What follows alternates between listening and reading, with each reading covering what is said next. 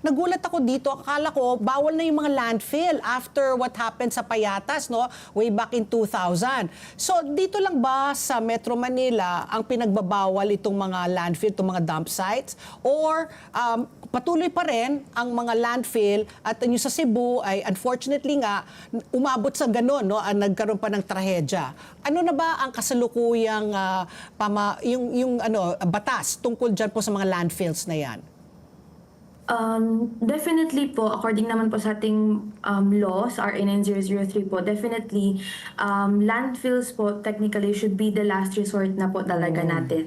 However, ito pong mga existing landfills po natin ay tinatawag po nilang sanitary landfills. Kaya nagkakaroon po ng a bit of kumbaga compliance sa standards na sinasabi ng government po natin na pinapayagan pa rin po sila na mag-operate. Although, nakita naman po natin because of the tragedy na there is still gaps po sa compliance because talagang nakita po natin kung ano yung naging trahedya sa landslide po sa Binaliw. Oh, so Miss Angelica, are you saying parang technicality, kumbaga yung terminology lang, no? Kaya nakakalusot itong mga landfills dahil tinatawag siyang sanitary landfill, hindi siya landfill lang. So parang doon nagkakaroon ng gray area. As long as po dapat may tamang engineering, correct po yung sanitation po ng itong mga facilities at based din po sa ating law, dapat meron din silang MRF or ano po yung parang management nila na ginagawa sa mga basura na dinadala sa landfill. Actually, more than 20 years na, if I'm not mistaken, itong batas na ito, more than 20 years na nga. Tama po, no?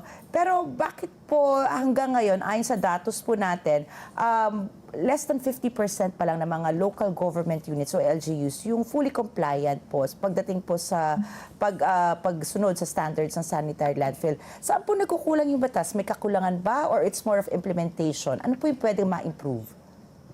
Yes po, tama po kayo, no? Ang RA 9003 po or ang ating Republic Act RA 9003 or ang Ecological Solid Waste Management Act of 2000 was enacted po back in 2000. So more than 2 decades na po mula nung in-enact po siya. And until now, we still see kulang po yung kumbaga ngipin ng ating mga gobyerno sa pagpapatupad po or pag-implement nito. So definitely po if you read the law, hindi po yung ugat ng problema ay yung kakulangan ng batas. Kasi nakasaad po talaga doon sa batas, malinaw po kung ano yung mandato ng RA 9003. However, siguro there is lack of prioritization ng ating mga government stakeholders, lack of political will, as you can say. Kasi malinaw po kung ano nakalagay sa RA 9003 Andun po yung nakalagay yung segregation at source natin, yung mandato po ng barangay level na magkaroon ng MRFs or Material Recovery Facilities. At yun din po yung nabanggit kanina na pagpapabawal po ng mga open dumping. However, again, there are still a lot sa ating bansa na hindi po napapatupad itong law po natin.